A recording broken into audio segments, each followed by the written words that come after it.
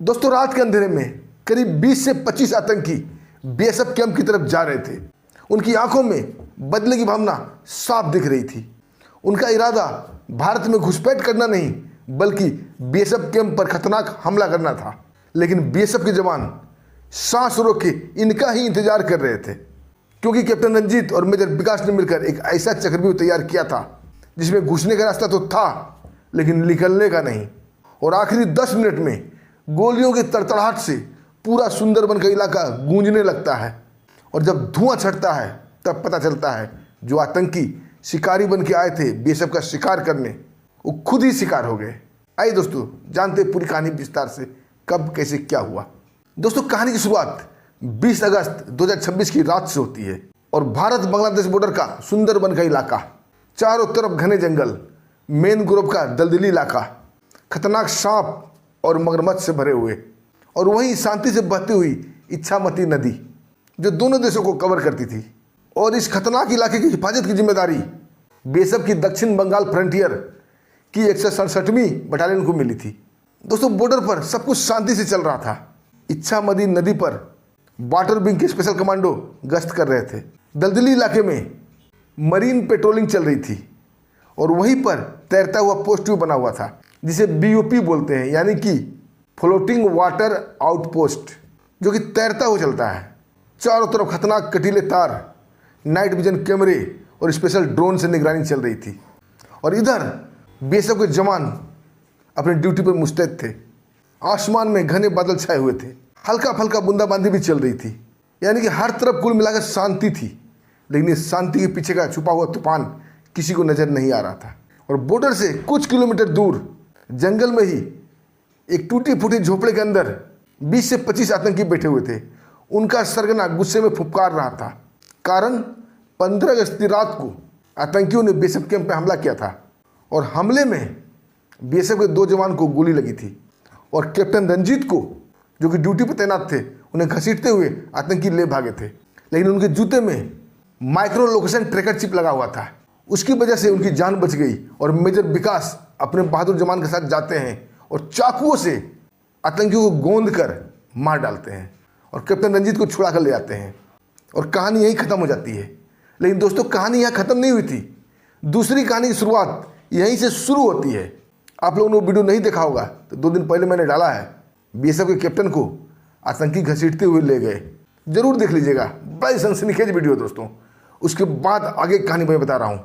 उधर गुस्से से आतंकी के सरगना फनफना रहा था, फुफकार रहा था, बोलिए, अपने मुक्का उस नक्शे पर मार रहा था और गुस्से में कहता है कि हर बार नाकामी, हर बार हार, आखिर कब तक। सारे आतंकी जो 20 से 25 की संख्या में थे सांस रोक के उन्हें देख रहे थे। एक आतंकी बोलता, उस्ताद, बीएसएफ कैंप पर आजकल निगरानी बड़ी सख्त हो गई है। तभी गुस्सा से उबलता हुआ सरगना बोलता है, तो क्या करें, हथियार फेंक दें और झालमुरी बेचना शुरू कर दें? हमारा मकसद, हमारा काम है दहशत। अगर हम दहशत नहीं फैलाएंगे तो हमें रोटी कौन देगा? दोस्तों, वो आतंकी चुपचाप हो जाता है। आगे सरगना बोलता है कि आज हमें भारत में घुसपैठ नहीं करना है, न घुसपैठ की कोशिश करनी है।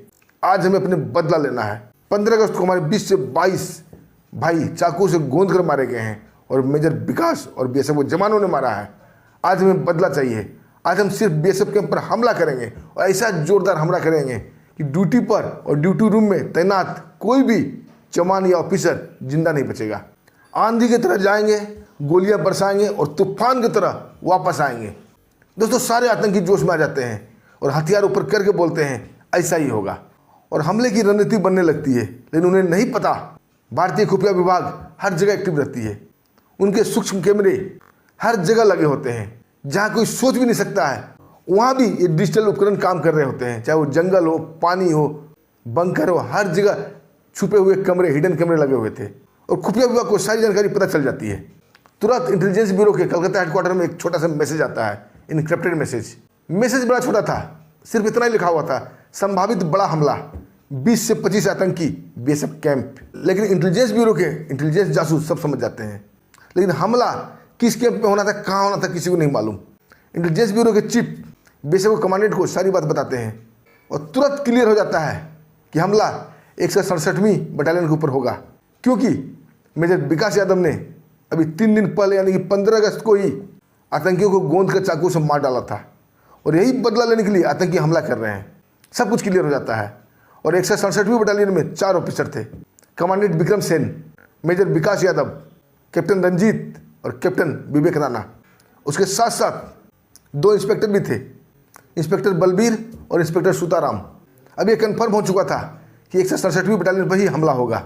कमांडेंट तुरंत जवानों की मीटिंग लेते हैं। सारे जवान और सारे ऑफिसर ग्राउंड में आ चुके थे।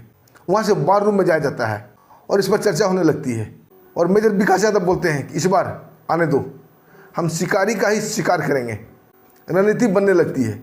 कमांडेंट बोलते हैं क्या हम उस हमले का इंतजार करें? मेजर विकास यादव बोलते हैं नहीं, हमले से पहले हम हमला करेंगे, यानी कि बेसब कैंप का लोकेशन है वहाँ तक हम आतंकी को पहुँचने नहीं देंगे। कमांडेंट साहब बोलते हैं आखिर हम जाल कहाँ बिछाएं, हमला किस ओर से होना है ये तो क्लियर ही नहीं है और बेसब कैंप में चारों तरफ से हमला हो सकता है, जंगल के रास्ते, दलदल के रास्ते या इच्छामती नदी के रास्ते। इस संभावित बातों पर विचार होने लगता है। तभी कैप्टन रंजीत बोलता है कि हम अपने जवानों की टुकड़ी में बांट देंगे, कंपनी वाइज बांटेंगे और संभावित हर रास्ते पर अपना जाल बिछाएंगे। तभी मेजर विकास यादव अपनी बातों को चबाते हुए बोलते हैं कि जाल नहीं, ऐसा चक्रव्यूह फैलाएंगे, ऐसा चक्रव्यूह रचेंगे, उस चक्रव्यूह में अंदर घुसना तो आसान है लेकिन बाहर निकलने का रास्ता नहीं होगा और शिकारी को ही शिकार कर लेंगे। ये सुनकर जवानों में भी जोश आता है, वो भी एक साथ बोलते हैं कि हम लोग तैयार हैं। दोस्तों प्लानिंग बनने लगती है और अल्फा कंपनी का जिम्मा इंस्पेक्टर बलबीर को दिया जाता है और उन्हें बताया जाता है कि इच्छामती नदी के मुहाना पर आप वहाँ तैनात रहेंगे, लेकिन छुपे हुए। आतंकी को इसका भनक नहीं चलना चाहिए। जवान करीब करीब 8 से 10 घंटा पहले वहाँ जाएगा अपना पानी बोतल लेकर और वाटर स्पेशल कमांडो के साथ मिलकर इस ऑपरेशन को अंजाम देगा। इंस्पेक्टर बलबीर जोश के साथ बोलता है यस सर। टीम ब्रामो का कप्तान बनाया जाता है इंस्पेक्टर सुताराम को। उन्हें दलदली और मैनग्रोव का इलाका सौंपा जाता है। उन्हें खास हिदायत दी जाती है अपने जवानों के साथ सुरक्षित ठिकाना ढूंढ लो ताकि आतंकी को हमले के वक्त पता ही नहीं चलना चाहिए कि हमने उसका घेराबंदी या चक्रव्यूह फैला रखा है। और चार्ली कंपनी का जिम्मा कैप्टन रंजीत को सौंपा जाता है और डेल्टा कंपनी का जिम्मा कैप्टन विवेक को। उन्हें टास्क सौंपा जाता है जब आतंकी अंदर घुस जाएंगे तो उनके ऊपर 2 तरफा हमला करना है, दोनों तरफ से हमला करना है ताकि वो भाग ना पाए। और इस अफरा तफरी में अगर वो जंगल की तरफ भागेंगे तो इंस्पेक्टर सुताराम की टीम उन्हें कवर करेगी। अगर वो नदी की तरफ भागेंगे तो इंस्पेक्टर बलबीर की टीम उन्हें मौत के घाट उतार देगी। एक भी आतंकी को जिंदा नहीं छोड़ना है। रणनीति बनकर तैयार हो चुकी थी। सारे कंपनी अपने अपने काम में लग चुके थे और ओवरऑल इंचार्ज बनाया जाता है मेजर विकास यादव को। और मेजर विकास यादव अपना वाटर बोतल लेकर कम्युनिकेशन का टावर पर चढ़ चुके थे अकेले। कमांडर साहब उन्हें टोकते हैं इतना रिस्क मत लो, इतना खतरा मत उठाओ। मेजर विकास यादव मुस्कुराते हुए बोलते हैं कि ज़िंदगी ही रिस्क है, हमें कम्युनिकेशन टावर पर चढ़ना ही होगा, वहाँ किसी को शक नहीं होगा, वहाँ से मैं सारी वस्तुस्थिति देख पाऊंगा। और नाइट विजन कैमरा लेकर वो कम्युनिकेशन टावर पर चढ़ जाते हैं। कोई सपने में भी नहीं सोचा था कि मेजर विकास यादव ऐसा कर सकते हैं। मेजर विकास यादव को सारा इलाका बिल्कुल साफ साफ दिख रहा था, चाहे वो जंगल का इलाका हो, चाहे मैनग्रोव का दलदली क्षेत्र हो, या फ्रंट का इलाका हो या नदी का इलाका हो।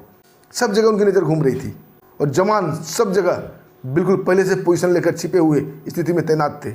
उनके हाथ खतरनाक हथियार पर तन चुका था, उंगली ट्रिगर पर थी और सांस रोके आतंकी का इंतजार कर रहे थे।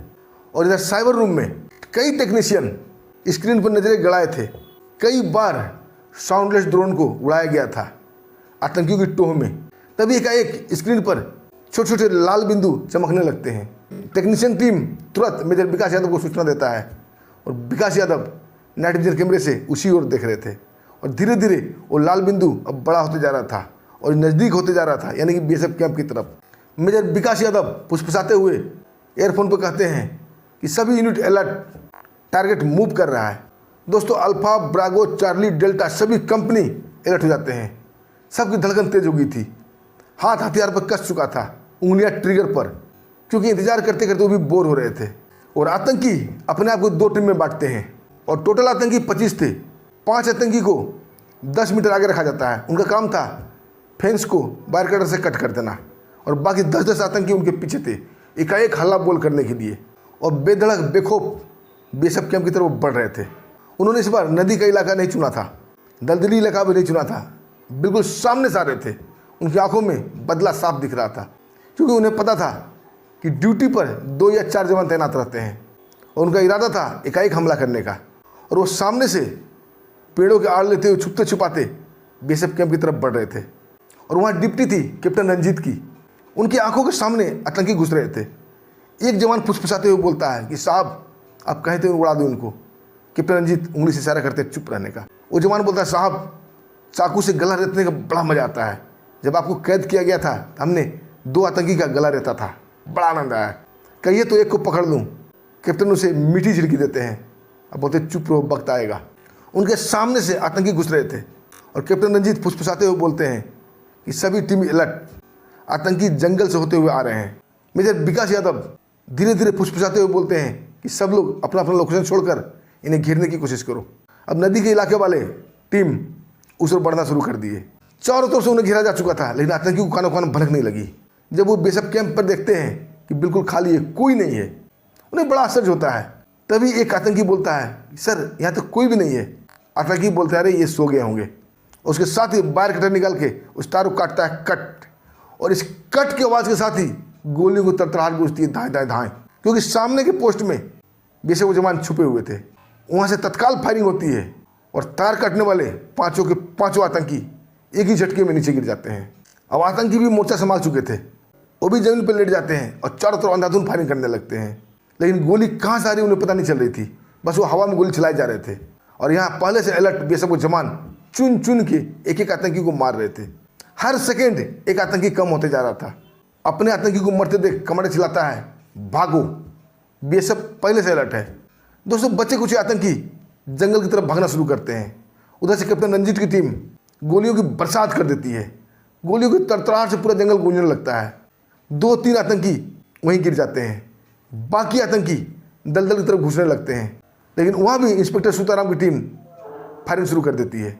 आतंकी को समझ भी नहीं आ रहा था किधर भागे किधर ना भागे। वो जिधर भागते उधर ही दाएं दाएं। आखिरकार 10 मिनट में ही पूरे के पूरे आतंकी मारे जाते हैं। इन्हें पता ही नहीं चल रहा था गोली कहाँ से आ रही है, कौन मर रहा है। इनके सर पर तो यमराज नाच रहा था। और वो आखिरी 10 मिनट में ही पूरे के पूरे आतंकी मारे गए। जो आतंकी बीएसएफ का शिकार करने आए थे, जो शिकारी बन के आए थे, वो खुद शिकार हो गए। और बीएसएफ ने उन्हें कुत्ते की तरह दौड़ा दौड़ा के मारा। आए थे बदला लेने और पहुंच गए 72 रोड के पास। दोस्तों गोलियों की तरतराहट बंद हो चुकी थी। चारों तरफ कोहरे के साथ धुआं भी फैला हुआ था। जब ये धुआं छटता है तो पूरे आतंकी की लाश दिखती है। मेजर विकास यादव टावर से उतरते हैं। सारी टीम वहाँ इकट्ठा होती है। कमांडेंट साहब भी आते हैं। सबकी आंखों में खुशी की लहर थी। कमांडेंट खुश होते हुए बोलते हैं आप लोगों ने गजब कारनामा कर दिखाया। मेजर विकास यादव बोलते हैं साहब भारत में घुसने का रास्ता तो है, लेकिन निकलने का नहीं। और अब हमारे जवानों ने शिकारी का शिकार करना सीख लिया है। और दोस्तों इसी के साथ एक हंसी का जोरदार फव्वारा वहाँ गूंजता है। दोस्तों आपको क्या कहना इस कहानी पर, और आतंकियों का काल विकास यादव के लिए आप क्या कहेंगे? और आप भी भारतीय सीमा से प्यार करते हैं, भारत से प्यार करते हैं और फौजी से प्यार करते हैं तो कमेंट में जय हिंद जरूर लिखिएगा। इसी के साथ हमें आगे दीजिए, फिर मिलते हैं एक शानदार ऐसी कहानी के साथ। तब तक के लिए नमस्कार, जय हिंद, जय भारत।